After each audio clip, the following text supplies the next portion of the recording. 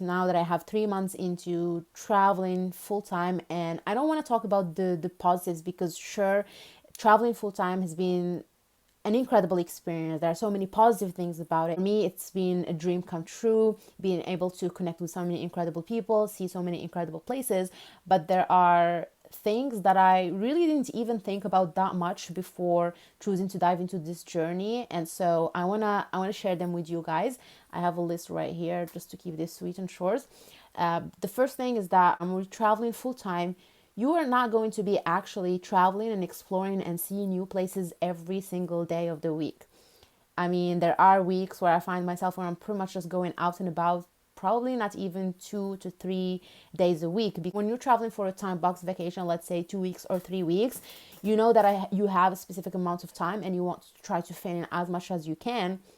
But when you have an unlimited amount of time, uh, you will still need time to rest.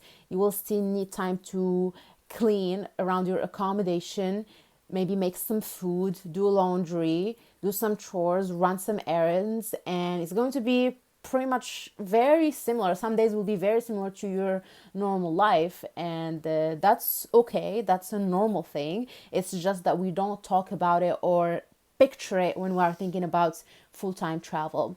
You are going to be problem solving every single day of the week.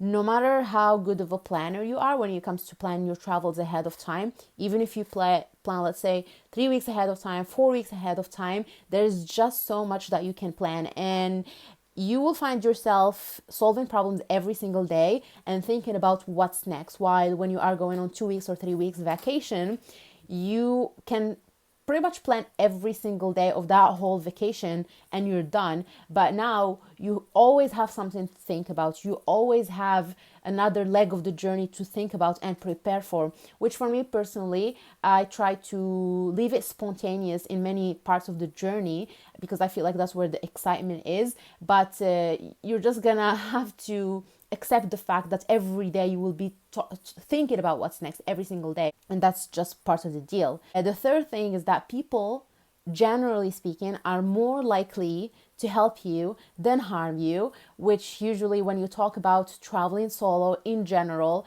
but mostly traveling solo as a female, there's a lot of negative talk about traveling solo in general, but mostly as a woman.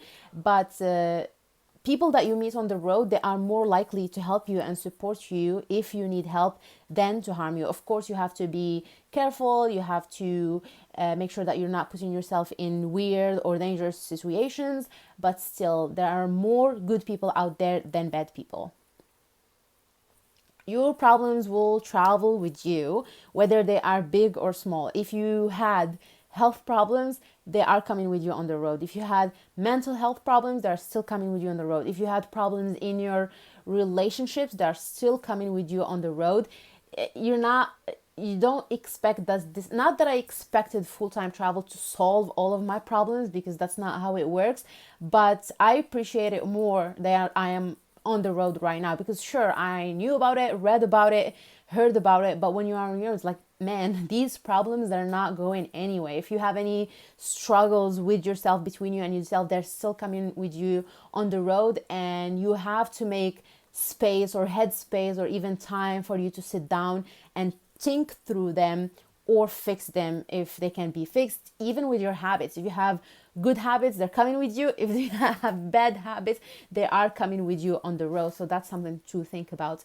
And finally, it does get lonely at times. For me personally, I do thrive when I'm traveling alone and when I have the space to do whatever I want and decide for myself and not have any influence by someone else who's traveling with me. But even with that, there are certainly days where I am feeling alone. And I also feel like traveling solo in your early 20s is not the same as traveling solo in your late 20s or your early 30s. Your personality changes where you probably, I don't know, maybe for me personally, I find myself that I'm not as comfortable around a certain group of people, and your preferences are changing in one way or the other, and it does get lonely. Not that being lonely or feeling lonely is a problem, but it's something that you'll probably need to think about and just accept as you continue to travel full time.